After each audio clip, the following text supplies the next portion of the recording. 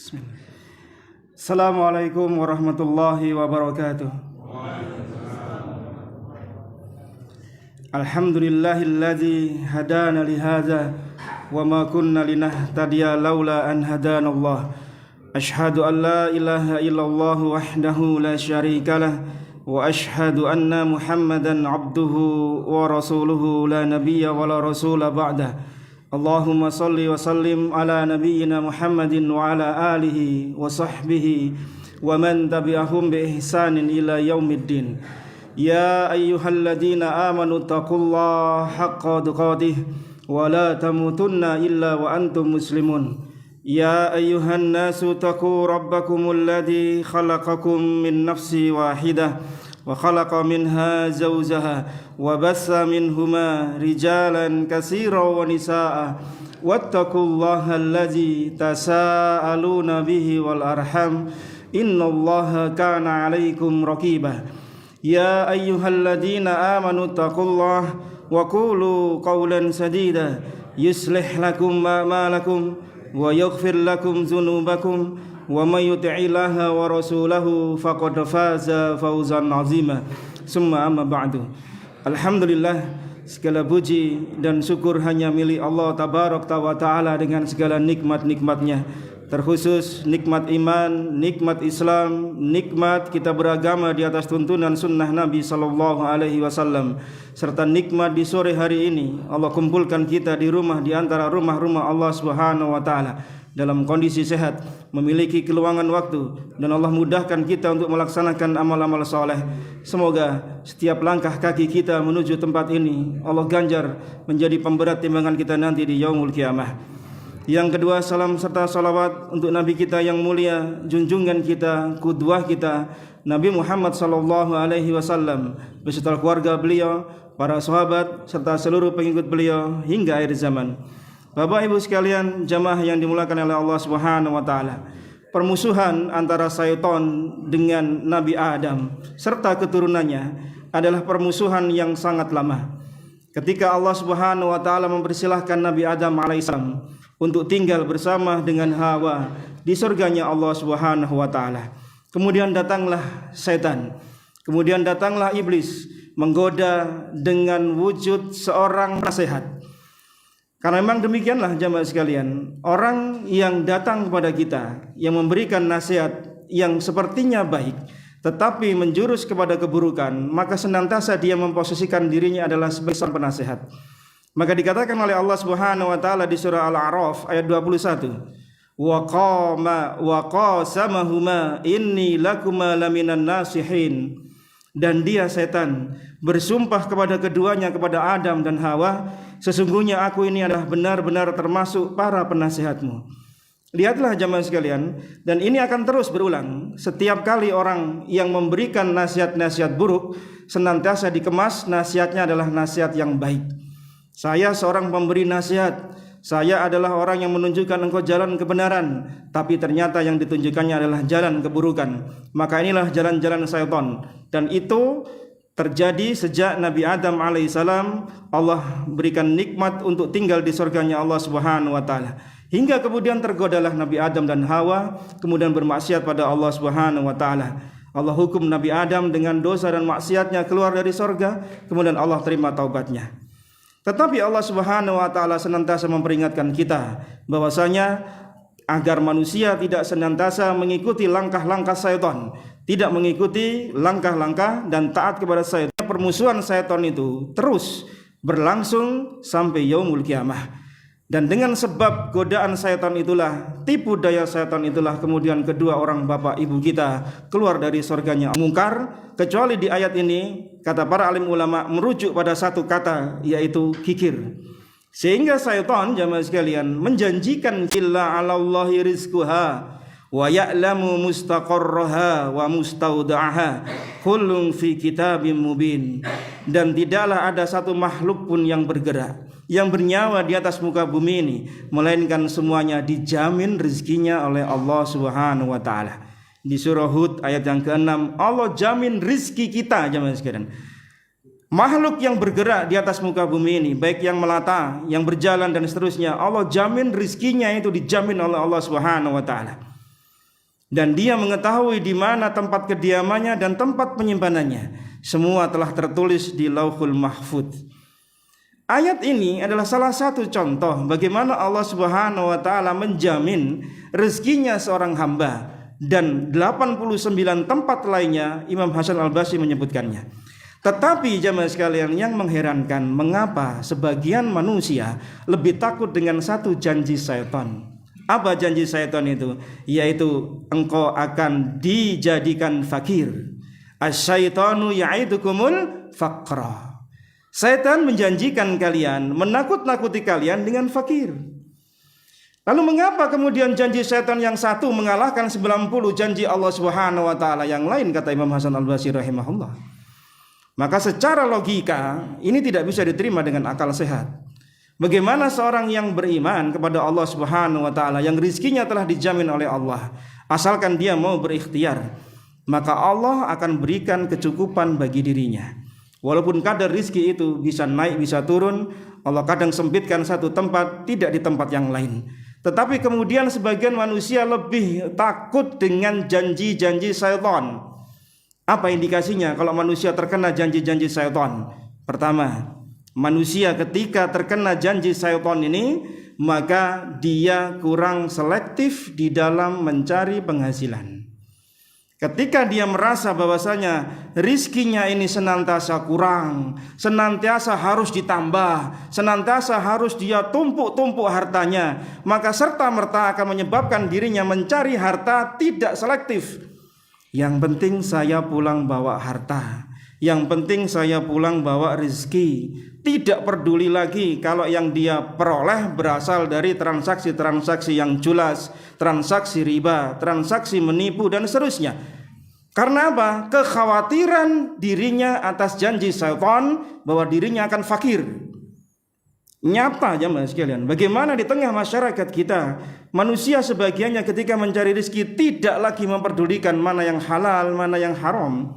Yang penting saya pulang bawa harta, yang penting anak istri saya tercukupi.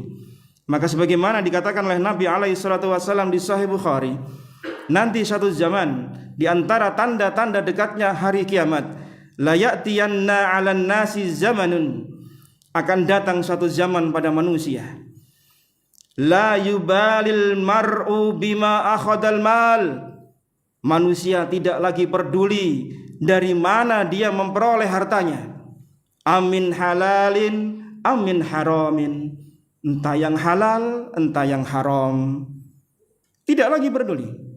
Dan itu nyata pada zaman sekarang, di zaman yang lampau pun juga sudah nyata. Artinya nubuwah Nabi SAW ini adalah kenyataan. Bagaimana manusia dengan janji setan yang satu saja dalam ayat tadi langsung tanda petik terprovokasi, hingga kemudian apa? Tidak lagi memperdulikan harta dia peroleh dari mana. Yang penting halal atau haram dia nggak peduli. Mau yang abu-abu, mau yang ungu, yang penting diembat pulang dapat harta. Jamaah sekalian yang dimulakan oleh Allah Subhanahu wa taala, ini disebabkan karena dia merasa tidak akan bahagia kalau kurang harta. Setan terus membisikkan dalam hatinya, menjanjikan kefakiran kalau engkau keluarkan hartamu. Maka kemudian tidak ada kebahagiaan kecuali apa? Harta itu harus ada pada dirinya. Padahal keberkahan harta itu lebih harus dikedepankan dibanding dengan apa? Dengan banyaknya kumulatif harta. Ibnu Taimiyah mengatakan dalam Majmu' Fatawanya, beliau mengatakan wal qalilu min halal yubaraku fi. Sedikitnya harta yang halal itu akan memberi keberkahan kepada harta. Ingat perkataan Ibnu Taimiyah rahimahullah. Sedikitnya harta dia halal akan datang keberkahan padanya. Wal haramul kasir yadhabu wa yamhaqullahu ta'ala. Sementara banyaknya harta yang tidak diperoleh dengan cara yang halal, maka akan cepat hilang dan Allah akan menghancurkannya. Dan itu kenyataan jemaah sekalian. Bagaimana orang mudahnya mencari harta-harta yang tidak halal, mudah dia peroleh, cepat perginya, entah pergi kemana. Benar apa yang dikatakan oleh Ibnu Taimiyah rahimahullah di Majmu' Fatawa beliau. Belum lagi ketika seorang itu tidak lagi memperdulikan bagaimana dampak dia mencari harta yang halal atau yang haram, maka di antara dampaknya adalah doa-doanya akan tertolak oleh Allah Subhanahu wa taala. Di antara dampak dari harta haram yang kita makan adalah tertolaknya doa-doa kita, dan belum lagi hisab berat kita nanti di yaumul qiyamah. Nabi ceritakan dalam sebuah hadis di Tirmizi nomor 614 dengan sanad hasan, ketika beliau memberikan nasihat kepada Ka'ab bin Ujrah radhiyallahu an, beliau katakan, ya Ka'bun ibnu Ujrah, illa la yarbu lahmun nabata min sukhtin ila kanatin naru aulabih. Wahai Ka'ab bin Ujrah, sesungguhnya daging, darah yang tumbuh dari sesuatu yang haram, maka dia layak untuk masuk nerakanya Allah Subhanahu wa taala. Daging yang tumbuh, tulang yang tumbuh, darah yang tumbuh dari harta yang haram, maka jasadnya lebih berhak untuk mendapatkan siksa Allah Subhanahu wa taala di yaumul qiyamah. Belum lagi doa dia ketika di dunia yang tidak akan didengar dan diijabahi oleh Allah Subhanahu wa taala dengan sebab harta haram yang dia makan. Nabi ceritakan dalam sebuah hadis riwayat Imam Muslim, di hadis nomor 1015 dari Abu Hurairah radhiyallahu an, ketika Nabi sallallahu alaihi wasallam bersabda, innallaha thayyibun la yaqbalu illa thayyiban. Sesungguhnya Allah Subhanahu wa taala itu maha baik dan menerima hanya yang baik-baik saja. Wa innallaha amaral mu'minin bima amara bihil mursalin. Yang Allah perintahkan kepada orang-orang mukmin sebagaimana Allah perintahkan kepada para anbiya, para utusan Allah. Sembari Nabi sallallahu alaihi wasallam membaca ayat Allah, ya ayyuhar rusulu kulu min thayyibati wa'malu salihan, di surah Al-Mu'minun ayat 51. Wahai para rasul, makanlah yang halal, yang baik, dan kerjakan amal soleh. Kata para ulama, mengapa Allah Subhanahu wa taala menggunakan kalimat kulu min thayyibat baru wa'malus salihat? Karena amal soleh itu dampaknya dari makanan yang dia peroleh. Bukan amal soleh dahulu yang didahulukan Allah, baru kemudian kulu min thayyibat. Tapi kulu thayyibat dulu, baru kemudian hasilnya apa? Nampak di amal solehnya. Itu perkataan dari para mufassirin.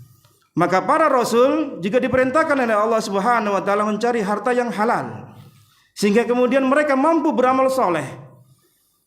Kemudian Nabi lanjutkan, ya ayyuhalladzina amanu kulu min thayyibati ma razaqnakum, di surah Al-Baqarah ayat 172.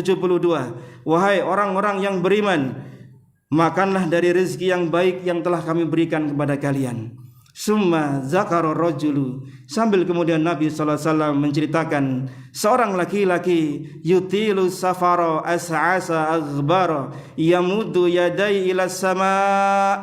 Kemudian Nabi menceritakan seorang laki-laki yang bepergian panjang safar dalam keadaan kusut masai. Dia tengadahkan tangannya ke langit sambil mengucapkan ya Rabbi ya Rabbi. Seharusnya kata para alim ulama, doa orang ini diterima oleh Allah Subhanahu wa taala, karena dia menunjukkan 4 tanda-tanda atau indikator qarinah doanya diterima oleh Allah Subhanahu wa taala. Apa itu? Yang pertama kata para alim ulama, dia sedang safar. Orang musafir itu doanya diterima oleh Allah Subhanahu wa taala. Maka jika kita sedang bepergian, maka banyaklah berdoa pada Allah Subhanahu wa taala, memohonlah ampun pada Allah Subhanahu wa taala, karena salah satu tanda diterimanya atau sebab wasilah kita diterima doa kita adalah dengan kita safar. Yang kedua adalah dia menunjukkan ketawaduannya pada Allah Subhanahu wa taala. Hendaklah seorang mukmin yang berdoa pada Allah tidak menunjukkan rasa angkuhnya, tidak butuhnya pada Allah Subhanahu wa taala. Dia harus menunjukkan rasa lemahnya, dia harus menunjukkan rasa butuhnya pada Allah Subhanahu wa taala. Dan yang ketiga kata para ulama, orang ini seharusnya doanya diterima karena dia menunjukkan adab berdoa dengan mengangkat tangannya pada Allah Subhanahu wa taala. Dan yang keempat, dia mengucapkan asmaul husna, ya Rabbi ya Rabbi. Tapi apa kata Nabi sallallahu alaihi wasallam? Wa mat'amahu haramun, wa mashrabuhu haramun, wa malbasahu haramun, wa ghudhiya bil haram, fa anna yustajabu lidzalik. Tapi orang ini makanannya dari hasil yang haram, minumannya dia peroleh dari hasil yang haram, pakaian yang dia beli hasilnya dari uang yang haram, dan dia diberi asupan makanan orang yang bekerja dengan penghasilan yang haram. Fa anna yustajabu lidzalik. Bagaimana mungkin doa orang seperti ini diterima oleh Allah Subhanahu wa taala? Nabi dengan keras mengatakan ini. Untuk apa? Memberikan peringatan pada kita jemaah sekalian. Karena kita ini fakir ila Allah. Kita ini butuh dengan Allah Subhanahu wa taala. Bahkan Nabi kita alaihi salatu wassalam untuk tali sandal sepatu beliau yang putus saja, beliau berdoa pada Allah Subhanahu wa taala. Lalu kita ini hajat kita banyak pada Allah untuk urusan dunia akhirat kita. Lalu kemudian kita minta pada Allah dan Allah menutup doa-doa kita. Apa yang kita bisa butuhkan lagi pada Allah Subhanahu wa taala, jemaah sekalian? Maka di antara dampak orang yang terkena bujuk rayu syaitan, janji-janji syaitan dengan fakirnya dirinya, maka salah satu indikasinya dia mencari hasil itu tidak lagi peduli, tidak selektif lagi.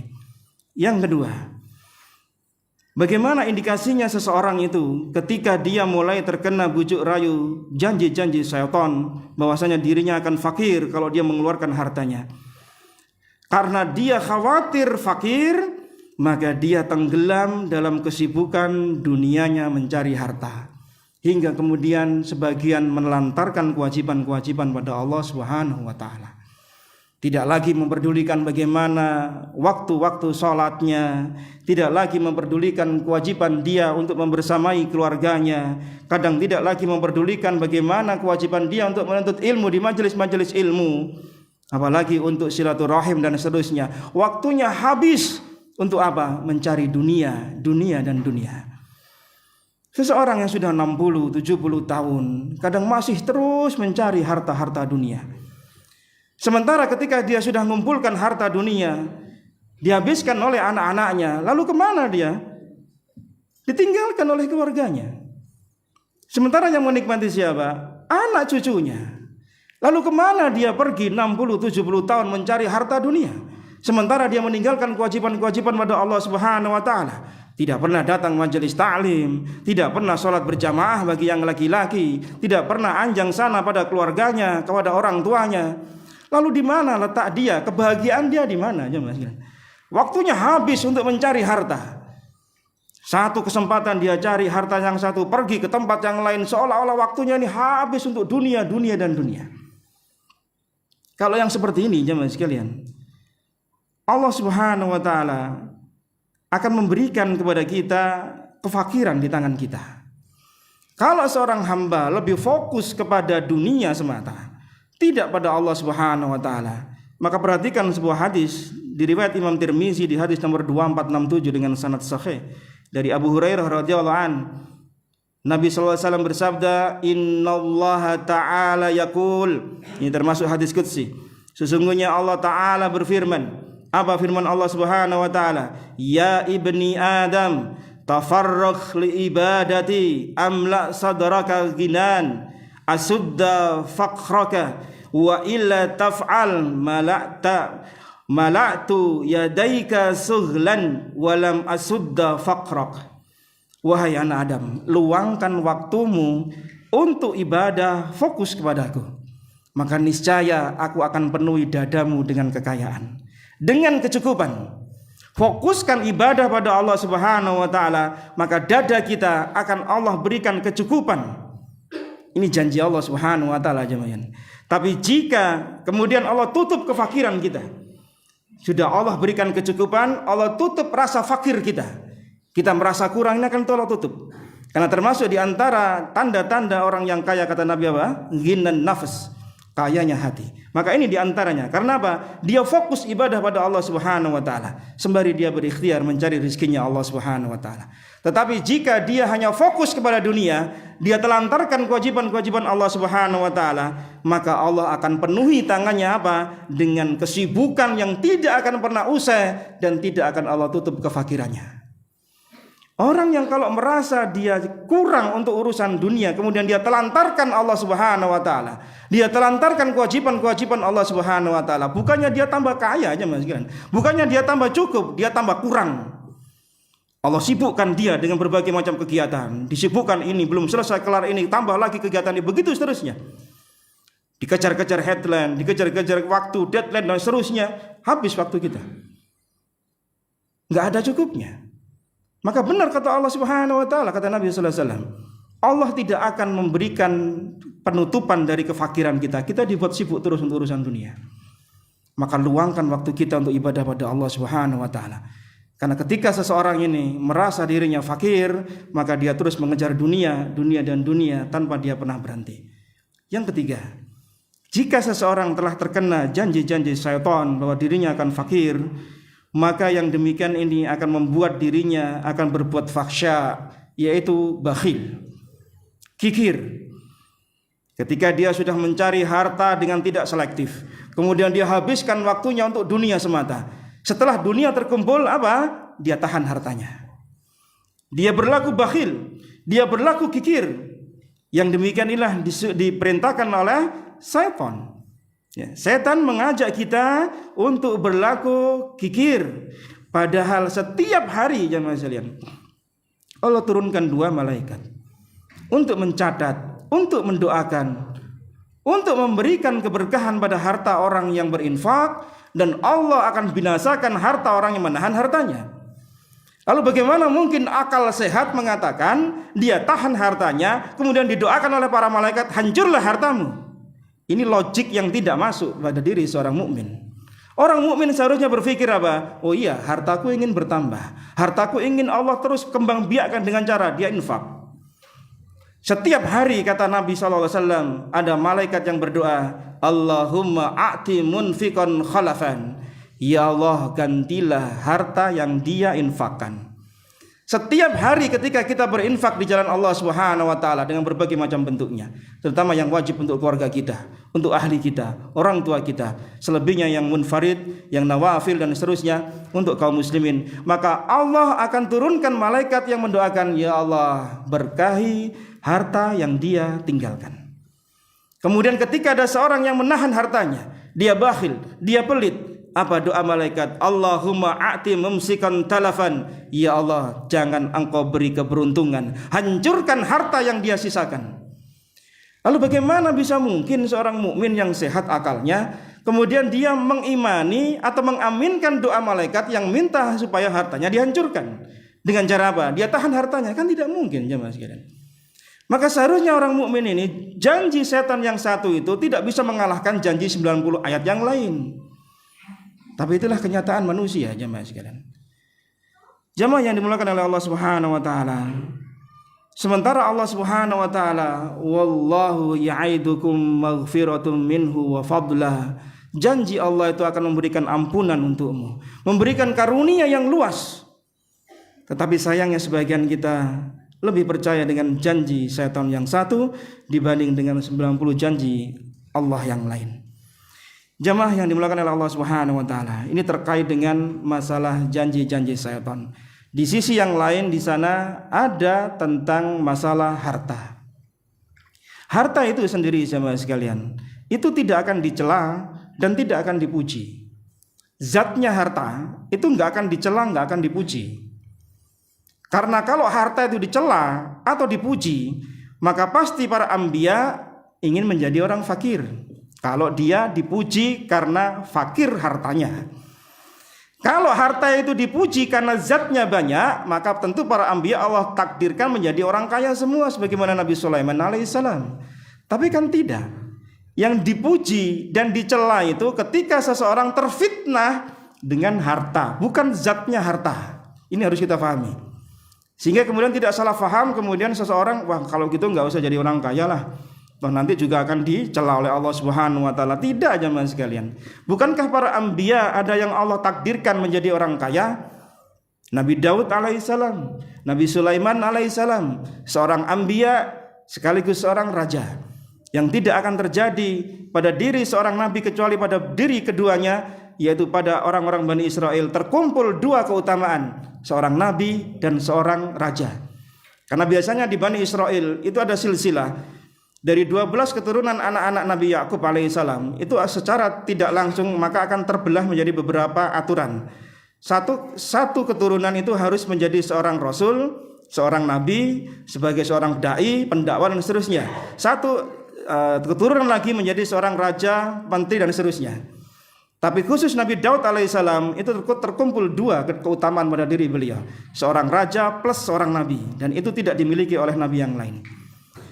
Tapi bukan berarti kemudian nabi ya yang tidak kaya kemudian dicela oleh Allah Subhanahu wa taala. Bagaimana dengan nabi yang miskin? Nabi siapa?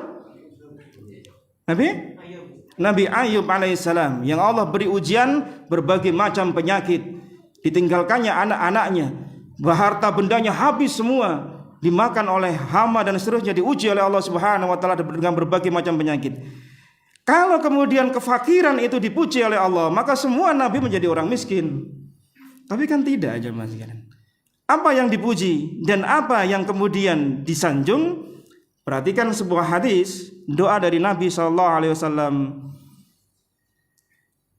di Bukhari dan di Muslim. Salah satu doa Nabi SAW, Allahumma inni a'udzubika minal kasali wal haram wal maghram wal ma'sam. Allahumma inni a'udzubika min adabin nar wa min fitnatin nar wa min fitnatil faqri wa adabil qabr wa syarri fitnatil ghina wa syarri fitnatil faqr wa min syarri fitnatil masihid dajjal. Ini satu di antara sekian redaksi doa berlindung pada dajjal. Ya Allah, aku berlindung kepadamu dari rasa malas, pikun, terlilit hutang, dan dari kesalahan, dan dari fitnah neraka serta siksanya neraka, dan dari fitnah kubur dan siksa kubur, dan dari buruknya fitnah kekayaan dan buruknya fitnah kefakiran. Nih perhatikan, Nabi SAW dalam hadis ini, dalam doa ini mengindikasikan, kata para alim ulama, Nabi tidak berdoa agar tidak fakir, bukan, tapi fitnahnya kefakiran, fitnahnya kekayaan, itu yang dikhawatirkan Nabi SAW. Sehingga yang dicela bukan zatnya harta, tetapi fitnahnya ketika terjadi orang kaya, terjadi orang miskin. Ya, paham maksudnya? Paham ya? Kemudian jemaah sekalian, kekayaan, kemiskinan itu adalah ujian dari Allah Subhanahu wa taala. Ini yang harus kita fahami pula untuk masalah harta, agar seorang mukmin ketika mensikapi harta tidak salah kaprah. Ujian yang Allah berikan itu tidak hanya berupa kekayaan, tapi pun juga kemiskinan. Allah sebutkan dalam surah Al-Anbiya ayat yang ke-35, kullu nafsin dha'iqatul maut wa nabluwakum bisyarri wal khairi fitnah wa ilaina turja'un. Tiap-tiap yang berjiwa pasti mengalami yang namanya kematian, dan kami akan menguji kalian. Allah sebutkan ujian apa? Berupa keburukan dan kebaikan sebagai fitnah. Sementara orang memahami ketika dia diberi oleh Allah Subhanahu wa taala kesempitan harta, kefakiran, kemiskinan, ini ujian dari Allah Subhanahu wa taala. Sementara ketika diberi kelebihan harta, itu tidak merasa dirinya sedang diuji oleh Allah Subhanahu wa taala. Ini berbahaya jemaah sekalian. Karena sebagiannya orang itu lebih lolos ujian kemiskinan dibanding dengan fitnahnya harta. Kata para alim ulama, sebagian orang itu lebih mudah lolos dari ujian kefakiran dibanding dengan ujian harta.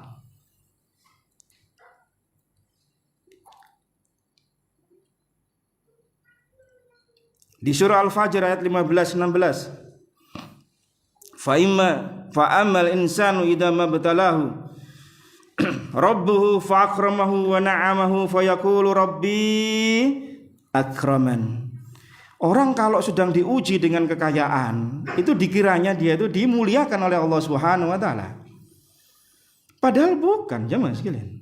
Lihatlah bagaimana Qarun yang Allah berikan harta melimpah, ya, kemudian menjadi pelajaran bagi kita semua bagaimana harta itu bisa menyengsarakan, membinasakan seorang manusia. Padahal ujian atau parameter keutamaan kemuliaan seorang hamba di mana? Inna akramakum indallahi atqakum. Yang paling mulia di antara kalian adalah yang paling bertakwa pada Allah Subhanahu wa taala. Maka kemudian para ulama berselisih pendapat, manakah yang lebih utama? Orang yang fakir kemudian sabar, dan orang yang kaya kemudian bersyukur pada Allah Subhanahu wa taala. Mana yang lebih utama di antara keduanya? Ketika dia fakir sabar, ketika dia kaya bersyukur pada Allah Subhanahu wa taala. Mana yang di antara mereka yang paling baik? Mana yang paling baik? Yang kaya sabar. Masya Allah, kaya sabar.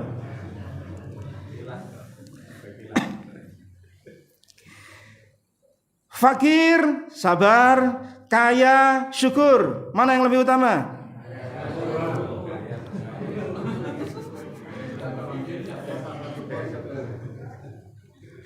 Kata Ibnu Taimiyah, yang lebih utama di antara keduanya adalah yang paling bertakwa.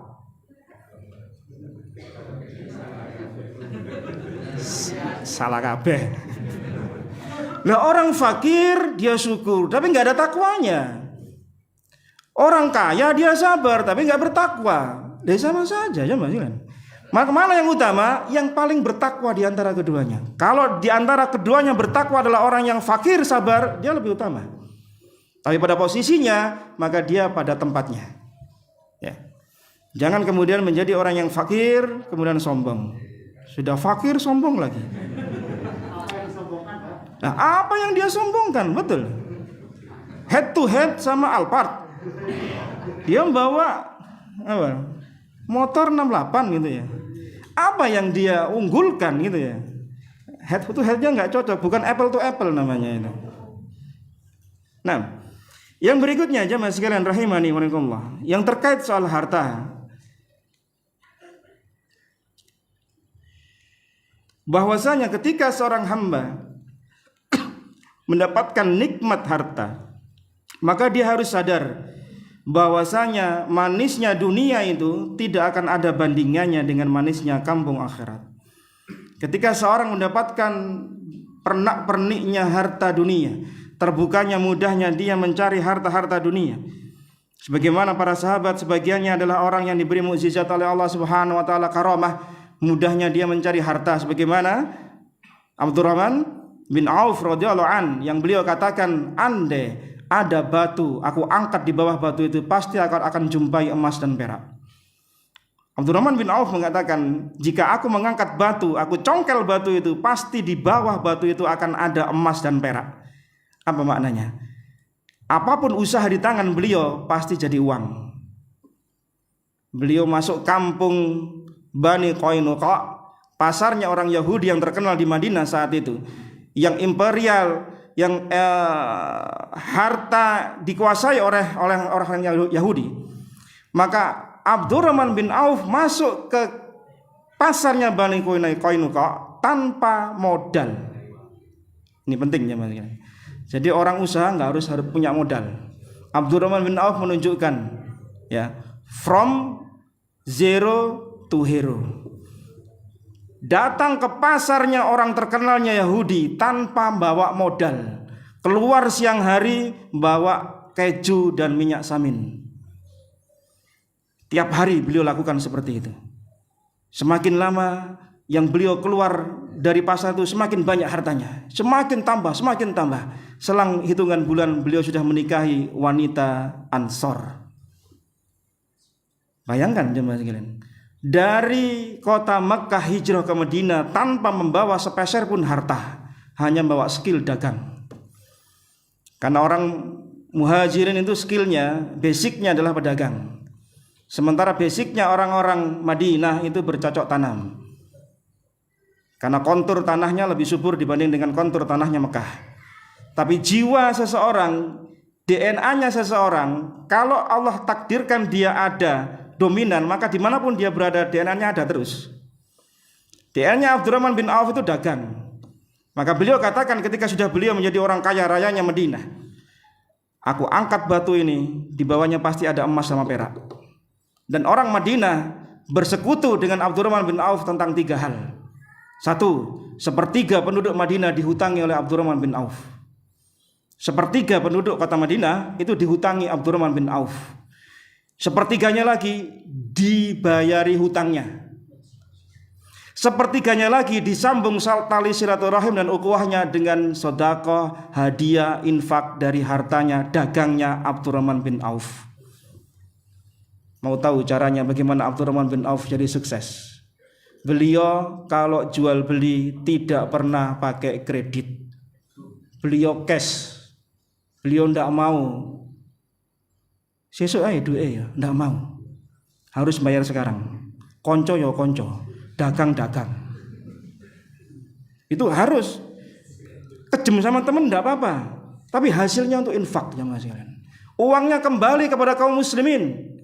Sepeninggal Nabi SAW, para ummahatul mukminin, siapa yang mengcover?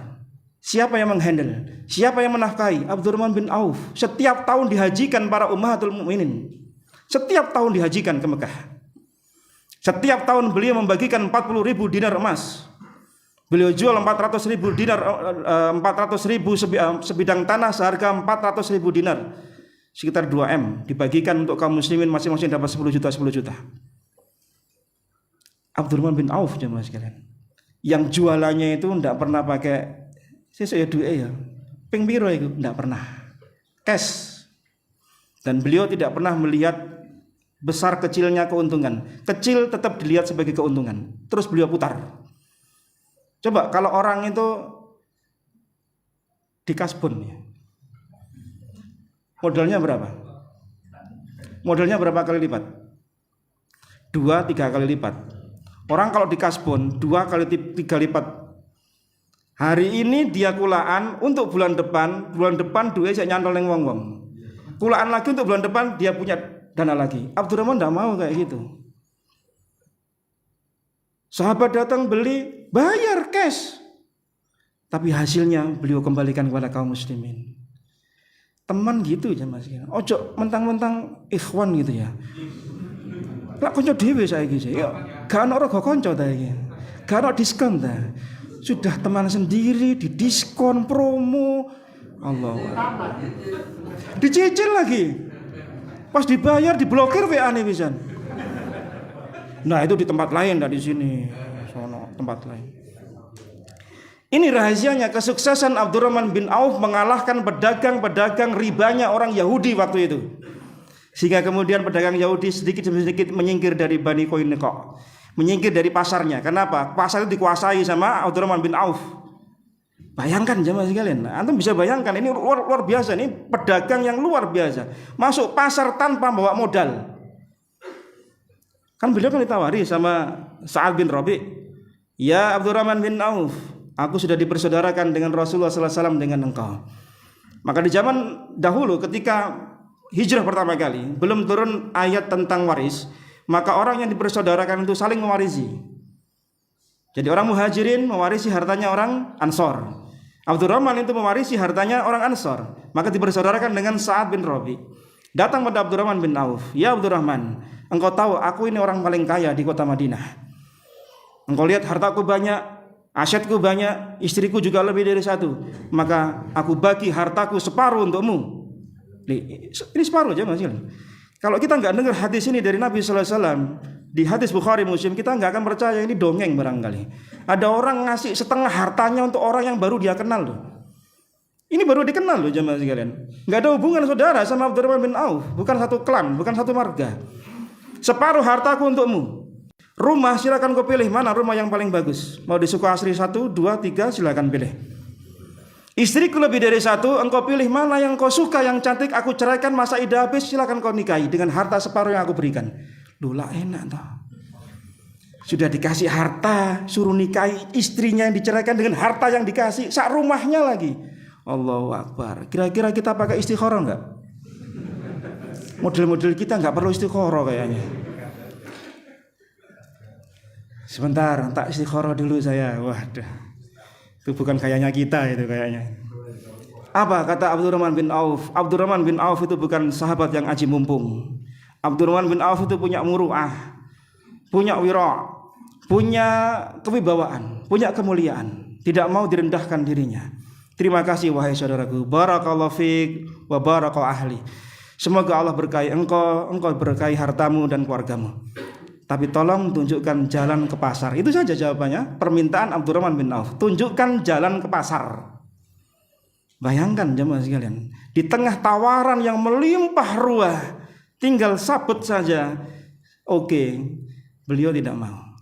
Dan hasilnya bisa dirasakan oleh kaum muslimin. Beliau sering bersaing dengan Utsman bin Affan radhiyallahu anhu dalam urusan harta. Beliau sering bersaing.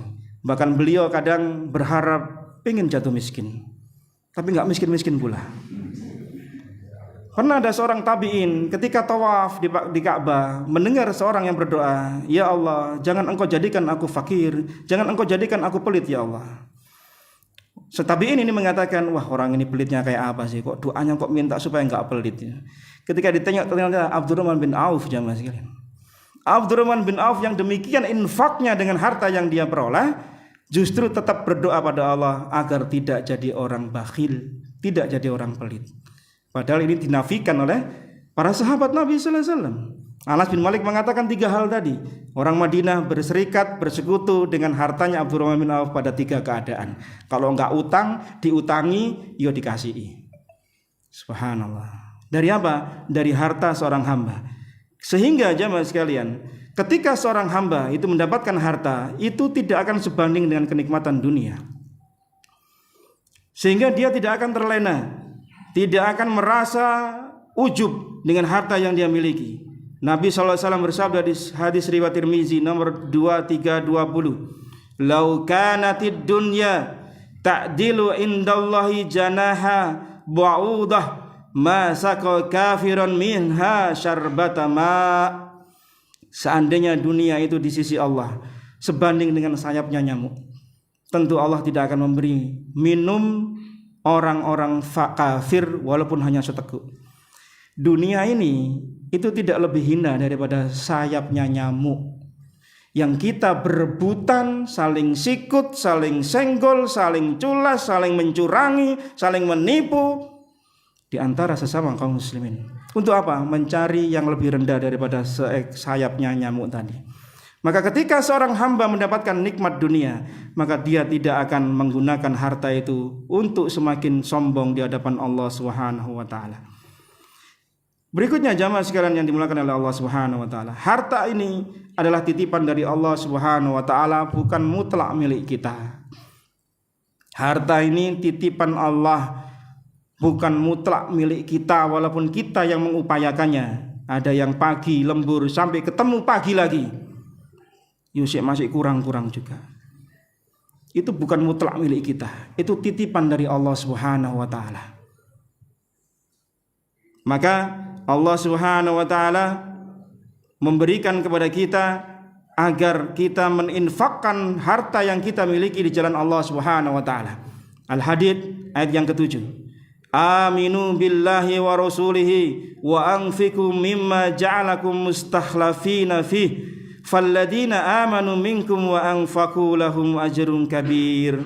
Berimanlah kalian kepada Allah dan Rasulnya, dan nafkahkanlah sebagian saja, tidak seluruhnya, harta yang telah Allah kuasakan untuk kalian. Lihat, Allah menggunakan kalimat mustakhlafina fi. Dunia ini dikuasakan untuk kita. Maka andai Allah Subhanahu wa taala tidak menguasakan dunia untuk kita, kita enggak dapat apa-apa aja, Mas. Maka ketika dunia ini datang pada kita, ini titipan dari Allah Subhanahu wa taala. Maka infakkan sebagian, tidak seluruhnya. Kalau pengen seperti Abu Bakar, yang monggo silahkan infak seluruh harta di jalan Allah Subhanahu wa taala. Engkau tinggalkan untuk apa, Pak? Allah dan Rasulnya. Besok nangis, cicilan datang. Kadung wingi tak kena kabeh ning langgar kidul. Ketun ya. Kalau enggak kuat ya jangan seperti Abu Bakar As-Siddiq radhiyallahu anhu. Nah, kemudian jamaah sekalian yang dimuliakan oleh Allah Subhanahu wa taala. Yang berikutnya, harta itu ketika seorang hamba mensikapi dengan benar, maka seharusnya yang patut difahami justru syariat itu tidak menganjurkan kita miskin. Syariat itu justru menganjurkan kita kaya. Syariat seharusnya kalau kita fahami dengan tadi kita sebutkan di awal-awal tadi. Ya. Ingat Allah Subhanahu wa taala berfirman apa? Di surah Qasas ayat 77. Wala tansa nasibaka minad dunya. Dan jangan kalian lupakan bagian kenikmatan. Bagian dunia kita ada jamaah sekalian. Dan ini kita sudah mafhum, sudah memahaminya untuk keperluan dunia kita dan seterusnya. Tetapi jangan kemudian menjadikan harta ini ya menjadi sesuatu hal yang menakutkan diri kita hingga kemudian kita tidak mau jadi orang kaya. Hikmah ini perlu kita sampaikan. Hikmah Nabi SAW dipertemukan dengan ibunda kita Ummul Mukminin Khadijah binti Khuwailid radhiyallahu anha. Apa hikmahnya? Harta Khadijah menopang dakwah awal-awal Nabi sallallahu alaihi wasallam. Apa hikmah Nabi dipertemukan yang pertama kali menerima dakwah beliau adalah Abu Bakar As-Siddiq radhiyallahu an. Apa hikmahnya? Hartanya Abu Bakar menopang dakwah Nabi sallallahu alaihi wasallam. Beliau gunakan membebaskan sekian banyak budak setiap harinya, termasuk Bilal bin Rabah radhiyallahu an. Dengan apa? Harta. Jadi bukan kemudian orang miskin, orang muslim itu harus miskin, tidak. Justru dimotivasinya menjadi orang kaya. Banyak ayat disebutkan di sana. Karena di sana ada keutamaan orang yang kaya, orang yang memiliki keluasan harta. Apa kata Nabi sallallahu alaihi wasallam? Ni'mal malus salih lil mar'is salih. Nabi katakan ini kepada Amr bin Al-As radhiyallahu an. Amr bin Al-As radhiyallahu an ketika masuk Islam berbaiat pada Nabi sallallahu alaihi wasallam, kemudian berjihad di jalan Allah Subhanahu wa taala. Benar-benar murni karena Allah dan cinta Rasul. Kemudian datang bagian ghanimah pada dirinya. Beliau tidak mau datang. Rasulullah memerintahkan seorang sahabat untuk memanggil Amr bin As. Ya Amr, kemarilah. Ini bagianmu. Tidak ya Rasulullah. Aku berjihad, aku berperang bukan karena harta. Aku berjihad, aku berperang, aku berhijrah karena Allah dan Rasulnya. Tapi Nabi tetap memaksa agar Amr bin As menerima harta ghanimah bagian dirinya dengan mengatakan, Ni'mal malus salih lil mar'is salih. Sebaik-baik harta ada di tangan orang yang soleh. Ketika orang mukmin mendapatkan harta, maka dia bisa memperoleh kebaikan-kebaikan hartanya, ya Mas. Dia memberi berkah untuk dirinya dan berkah untuk orang lain.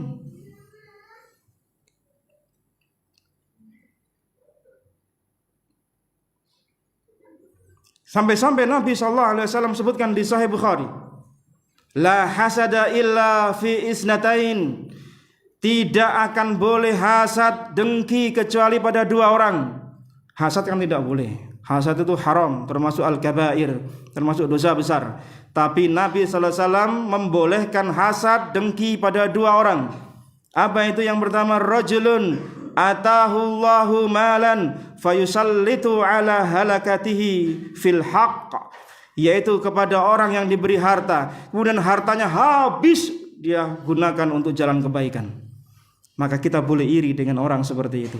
Wah, orang itu kok banyak hartanya ya, digunakan untuk infak, untuk pembangunan ini, untuk nyumbang ini dan seterusnya. Kita iri boleh. Dan itu dianjurkan dalam syariat kita. Dan yang kedua apa? Wa rajulun atahullahul hikmah wa huwa yaqdi biha wa yuallimuha, yaitu seseorang yang diberi oleh ilmu oleh Allah, diamalkan, diajarkan. Kehidupannya isinya adalah ilmu. Maka kita boleh iri dengan keduanya. Ini menunjukkan jemaah sekalian bahwasanya Allah Subhanahu wa taala itu tidak mencela harta secara zat, tetapi ketika seseorang yang diberi dengan harta itu dia bisa mentasarrufkan hartanya di jalan Allah, maka jadilah dia berkah. Ketika Nabi sallallahu alaihi wasallam menyebutkan tentang keutamaan ibunda kita Khadijah binti Khuwailid di awal-awal dakwah beliau, apa beliau katakan di Sahih Bukhari, di Musnad Imam Ahmad, wa wasatni biha bimaliha id harabani annas. Dia Khadijah membantuku ketika semua orang hartanya menutup dariku. Ketika Nabi mulai berdakwah, harta kekayaan dari perdagangan Khadijah itu digunakan menopang dakwahnya Nabi sallallahu alaihi wasallam. Maka tidak mengherankan jika beliau sallallahu alaihi wasallam saking cintanya, karena termasuk kecintaan seorang suami pada istri itu anugerah dari Allah Subhanahu wa taala. Nabi katakan, aku diberi anugerah oleh Allah Subhanahu wa taala cinta kepada Khadijah binti Khuwailid. Maka antum wahai para suami, ketika Allah Subhanahu wa taala memberikan kita takdir seorang pasangan, maka itu nikmat dari Allah. Itu anugerah dari Allah, karena itu termasuk nikmat yang Allah berikan pada seorang laki-laki. Dan Nabi sallallahu alaihi wasallam mengakui itu. Ketika beliau mencintai Khadijah, itu anugerah dari Allah Subhanahu wa taala. Ditambah dengan anugerah apa? Hartanya Khadijah binti Khuwailid berkah untuk kehidupan dakwah Nabi sallallahu alaihi wasallam. Sampai-sampai Nabi sallallahu alaihi wasallam tidak menikah selama 25 tahun bersama Khadijah binti Khuwailid. Ini mematahkan tuduhan orang-orang liberal, orang-orang barat yang mengatakan Nabi sallallahu alaihi wasallam itu suka wanita, suka menikah, dan seterusnya. Dia tidak pernah membaca sejarah panjang Nabi sallallahu alaihi wasallam di awal dakwahnya. 25 tahun bersama dengan Khadijah, tidak pernah melirik wanita yang lain. Ingat jamaah sekalian. Antum berapa tahun?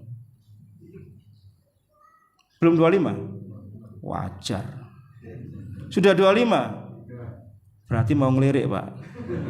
Kan Nabi 25 tadi. Nabi 25 tahun, ketika Khadijah wafat baru beliau menikah 1, 2 dan seterusnya. Lihat jamaah sekalian, betapa setianya Nabi sallallahu alaihi wasallam pada ibunda kita Khadijah binti Khuwailid. Karena kebaikan Khadijah tidak akan bisa tergantikan. Sampai-sampai Aisyah radhiyallahu anha, istri yang paling Nabi sallallahu alaihi wasallam cintai, cemburu dengan Khadijah yang tidak pernah dilihat wajahnya. Pernah dengar kisahnya Aisyah cemburu dengan Khadijah kan? Belum pernah.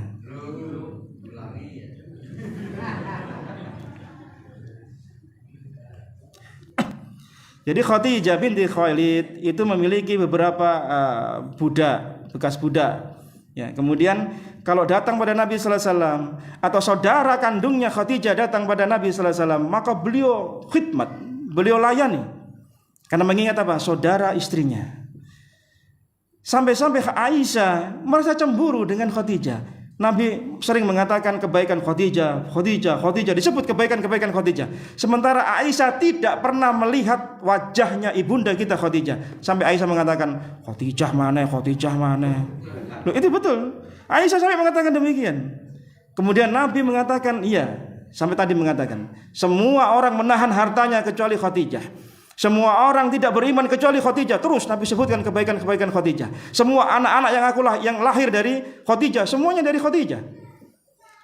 Maka tidak heran jemaah sekalian, 25 tahun Nabi setia menemani dengan Khadijah binti Khuwailid, tidak pernah menikah sampai beliau wafat. Ya. Sampai kemudian kalau Aisyah itu merasa marah dengan Nabi sallallahu alaihi wasallam, ya, karena kecemburuannya dengan Khadijah binti Khuwailid, maka beliau mengatakan wallahi atau walladzi nafsi Ibrahim biyadih. Itu kalau marahnya, cemburunya ibunda kita Aisyah pada Nabi sallallahu alaihi wasallam. Dan Nabi faham, pasti engkau sedang cemburu. Dari mana ya Rasulullah? Kalau engkau tahu aku cemburu bagaimana? Iya, kalau engkau sedang lega, engkau ridho, pasti engkau mengatakan apa? Walladzi nafsi Muhammadin biyadihi. Demi zat yang jiwa Muhammad ada di tanganku. Disebut namaku. Tapi ketika engkau cemburu pada Khadijah dan yang lainnya, maka engkau mengatakan waladin nafsi Ibrahim biyadi. Demi zat yang Ibrahim ada di tangannya. Enggak nyebut namanya Muhammad sallallahu alaihi wasallam. Lihat jemaah sekalian, bagaimana seni berinteraksi Nabi sallallahu alaihi wasallam dengan para istri-istri beliau. Kita baru interaksi dengan istri. Ada yang ketawanya paling kenceng itu. Masalah. Nah, jamaah sekalian yang dimuliakan oleh Allah Subhanahu wa taala. Ini menunjukkan kepada kita bagaimana orang-orang dahulu terhadap harta itu tidak serta-merta kemudian mengecilkan, tidak serta-merta kemudian mengunggulkan. Karena tadi kita katakan harta zatnya tidak dipuji, zatnya tidak dicela. Tapi ketika orang terfitnah dengan harta, tidak mampu menggunakan harta itu benar-benar di jalan Allah Subhanahu wa taala, maka jadilah dia akan terfitnah, dan itu yang dibenci oleh Nabi sallallahu alaihi wasallam. Karena jamaah sekalian, dengan harta yang kita miliki, kita akan menjadi khairun nasi anfa'uhul linnas. Sebaik-baik kalian adalah orang yang paling banyak memberi manfaat untuk orang lain. Ramadan adalah bulan berbagi. Ramadan adalah bulan untuk kita bisa meredam ego kita dalam soal harta. Karena sifat manusia, kata para ulama, terhadap harta jamu' manu', suka ngumpulkan harta tapi tidak mau mengeluarkannya. Itu sifatnya manusia. Wa tuhibbunal mala hubban jamma. Terhadap harta engkau sangat berlebihan cintanya. Maka yang ini yang dicela jemaah sekalian. Maka ketika seorang hamba bisa mengalahkan egonya, Ramadan habit kita ini, kata sebagian peneliti, itu akan bisa berubah selama 21 hari, 30 hari, 60 hari. Beda pendapat di kalangan para peneliti. Kita ambil pendapat yang 30 hari mengikuti habit kita. Kita di habit sama Allah Subhanahu wa taala 30 hari. 29 30 hari lah, katakan 30 hari. Kita digembleng oleh Allah Subhanahu wa taala dengan puasa. Diredam ego kita. Kamu punya harta, tasarufkan. Engkau punya harta, bagikan. Engkau punya harta, sedekahkan. Begitu seterusnya. Maka apa yang didapatkan oleh Nabi sallallahu alaihi wasallam? Nabi sallallahu alaihi wasallam, kata Ibnu Abbas, ajwadun nas bil khair. Nabi sallallahu alaihi wasallam itu adalah orang yang paling dermawan dalam hal kebaikan. Paling loman. Dan loman beliau, puncak kedermawanan beliau di mana? Di bulan Ramadan. Bayangkan jemaah, Nabi itu lomannya di luar Ramadan plus ditambah Ramadan semakin tambah puncaknya. Maka seorang mukmin seharusnya ketika dia puncak performannya, ya kayak olahraga itu puncak performannya, itu di bulan Ramadan. Sak loman-lomannya orang itu muncul di bulan Ramadan. Masa yo sih bakhil lah sih. Kan gitu ya. Masa yo sih pelit soal harta itu. Toh yang besok dia enggak akan bawa pulang tuh harta. Bukankah ketika si mayit masuk ke liang lahat ada 3 yang menyertainya, 2 yang kembali, 1 yang tetap bersamanya? Apa itu yang bersamanya? Amal-amal solehnya. Mana yang kembali? Keluarganya dan hartanya. Harta enggak dibawa dalam jemaah sekalian. Amal-amal soleh kita lah yang dibawa. Maka Nabi SAW memberikan kepada kita bahwasanya ketika seseorang itu terlalu mencintai harta, maka dia akan sulit melepas egonya. Maka Ramadan menggerus ego kita. Habit selama 30 hari dilatih oleh Allah Subhanahu wa taala. Berbagilah engkau, berbagilah engkau, berbagilah engkau. Apa rahasianya Nabi sallallahu alaihi wasallam? Beliau kok sangat lomannya di bulan Ramadan. Bukan berarti beliau di luar Ramadan enggak loman loh ya. Nabi sallallahu alaihi wasallam itu kalau beliau diminta pasti beliau akan beri. Tidak pernah beliau katakan aku tidak punya, aku tidak mau, itu tidak pernah. Datang orang-orang miskin, orang-orang fakir dari sebuah kabilah datang dengan sedih, Nabi datang ke rumah para istri. Ada makanan enggak? Ada makanan enggak? Ada makanan enggak? Beliau datangi para rumah istri, cari makanan. Ini menunjukkan Nabi ini enggak bisa, tanda bahasanya itu enggak isoan. Enggak tegelan lihat orang enggak punya itu enggak tegelan. Pasti beliau kalau diminta dikasih pasti. Suatu hari Nabi SAW mendapatkan hadiah baju dari seorang wanita yang dijahitkan untuk pakaian beliau. Beliau pakai jubahnya terasa bagus pada badan beliau. Dilihat oleh seorang sahabat, ya Nabi, kok bajunya bagus, boleh nggak saya minta? Itu baju baru dipakai aja mas. Kalau kita ini masih ada mereknya di bawah ini, masih aja barcode-nya ini. Diminta sama orang, ya apa kalau kita beli ODW ya. Ini sama Nabi dilepas jamaah sekalian, dilempit, dikasihkan dengan sukacita pada sang sahabat yang meminta. Padahal sahabat yang lain ini ikit-ikit pengen ngepui sahabat ini tadi ya. Loh Nabi lah baru make sih, kok yo cetegone gitu loh. Tanda petik para sahabat ini tahu kelemahannya Nabi, tanda petik ya. Tahu kelemahannya Nabi itu ndak isowan gitu loh. Diminta pasti diberi. Diminta, wah kok bagus Nabi, boleh nggak saya minta? Maksud Nabi bilang ndak, diberi jamaah sekalian, dikasih. Bahkan pernah seorang badui di tengah jalan menarik syal beliau sampai merah bekas di leher beliau yang putih. Kata Nabi sallallahu alaihi wasallam, andai ada yang aku berikan padamu tak kasih, nggak usah narik-narik syal saya. Ya maklum orang badui kan nggak ngerti adab ya. Pertanyaannya, mengapa Nabi sallallahu alaihi wasallam di bulan Ramadan mencapai puncak kebaikan beliau, puncak dermawan beliau, puncak loman beliau? Kenapa? Ada yang bisa jawab? Kenapa? Karena keutamaannya lebih banyak daripada bulan-bulan yang lain. Ditampung dulu. Yang lain?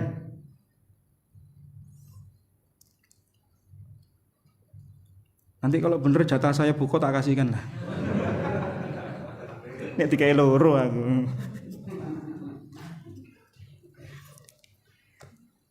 Kata para alim ulama, ketika Ramadan datang, Jibril alaihissalam bersama Nabi sallallahu alaihi wasallam tadarus. Dan di tahun wafatnya beliau 2 kali khatam Al-Quran. Di tahun beliau wafat, beliau khatam 2 kali. Maka sudah seyogyanya kita ya memotivasi diri kita untuk bisa khatam Al-Quran. Ya minimal sekali lah dalam sebulan. Jangan nggak khatam-khatam. Ya, khatamnya Facebook sama WA-an terus ya. Nah, kata para alim ulama, inilah kuncinya. Ketika Nabi sallallahu alaihi wasallam lebih fokus untuk beribadah membaca Al-Quran, lebih fokus membaca berita-berita dari Allah Subhanahu wa taala tentang surga, neraka, balasan orang yang berbuat kebaikan, berbuat infak dan seterusnya, maka motivasi beliau untuk berinfak semakin memuncak. Beda dengan orang yang Ramadan isinya baca berita-berita dunia dong. Berita politik, berita perselingkuhan, berita apa lagi? Ekonomi, bola, wah isinya berita-berita dunia saja. Maka ini kuncinya, mengapa Nabi SAW lebih loman, lebih dermawan di bulan Ramadan, karena beliau lebih fokus membaca Al-Quran. Lebih beliau tafakur, tadabur, hingga kemudian memotivasi beliau lebih memuncak lagi di bulan Ramadan.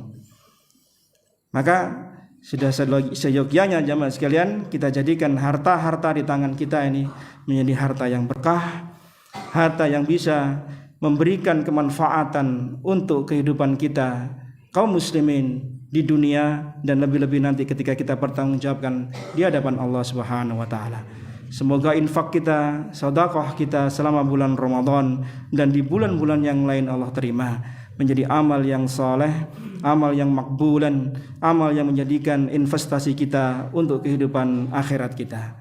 Demikian Bapak Ibu yang dimuliakan oleh Allah Subhanahu wa taala, kajian kita tentang janji-janji syaitan dan janji Allah Tabaraka wa taala. Semoga memberikan pencerahan kepada kita, motivasi dan semangat kita untuk mencari harta yang halal, harta yang thayyibah, dan kita gunakan harta ini untuk di jalan Allah Subhanahu wa taala. Mohon maaf jika yang kurang. Barakallahu fikum, jazakumullah khair atas perhatian antum semua. Kita akhiri dengan doa kafaratul majlis. Subhanakallahumma wa bihamdika asyhadu an la ilaha illa anta astaghfiruka wa atubu ilaik. Wa sallallahu ala nabiyyina Muhammadin walhamdulillahi rabbil alamin. Assalamualaikum warahmatullahi wabarakatuh.